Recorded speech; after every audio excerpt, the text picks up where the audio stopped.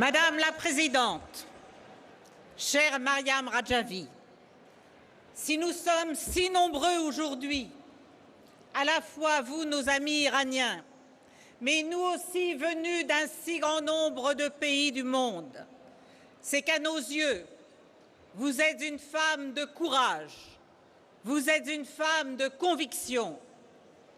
Oui, Mariam Rajavi, les sujets que vous abordez, les valeurs que vous portez sont aussi les nôtres.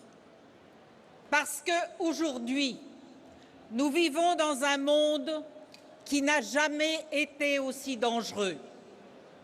Nous vivons dans un monde où les risques, les tensions, les atteintes aux droits de l'homme, les atteintes à la dignité des femmes et à la dignité humaine en général n'ont jamais été aussi nombreux.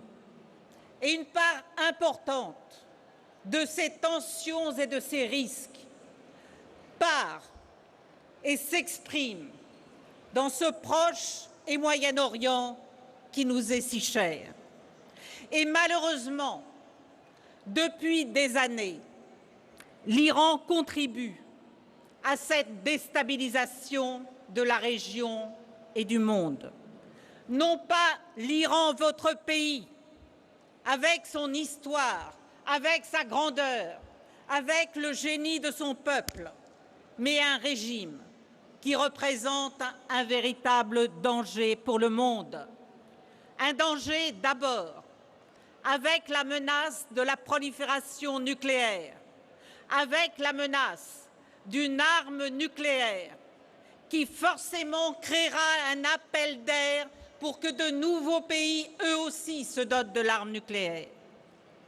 Et puis, un régime qui soutient trop des mouvements qui déstabilisent les pays alentours. Si nous voulons échapper à un engrenage fatal qui concernera à la fois l'éclatement de cette région du monde, des guerres et des tensions dans cette région, mais l'ensemble de notre planète, il faut agir clairement, il faut agir sans ambiguïté. La communauté internationale doit, comme la France le préconise, obtenir la garantie que l'Iran renonce bien à l'arme nucléaire. Cette garantie doit être claire et elle doit être vérifiable par la communauté internationale à tout moment. L'Iran doit renoncer aussi à déstabiliser des pays entiers par son soutien à des groupes armés et à des groupes terroristes. La coalition des pays arabes contre Daesh et au Yémen, c'est une première. C'est un signal important quand on connaît les mésententes qui peuvent exister entre les gouvernements de ces pays. Ce doit être ressenti comme un signal fort. C'est un symbole d'une volonté de ne pas laisser faire. Oui, Madame la Présidente, oui, Mesdames et Messieurs, l'Iran est un grand pays, un pays dont l'histoire révèle la richesse, un pays qui est fort du génie de ses hommes et de ses femmes.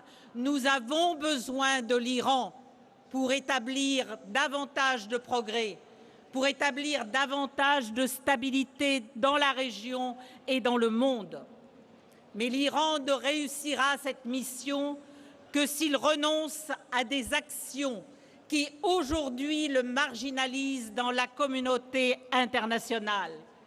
Il ne le fera que s'il met en œuvre des valeurs de liberté, d'égalité entre les hommes et les femmes, de respect, de tolérance, de laïcité et de démocratie. Ces valeurs, Madame la Présidente, que vous portez et que nous approuvons. Merci.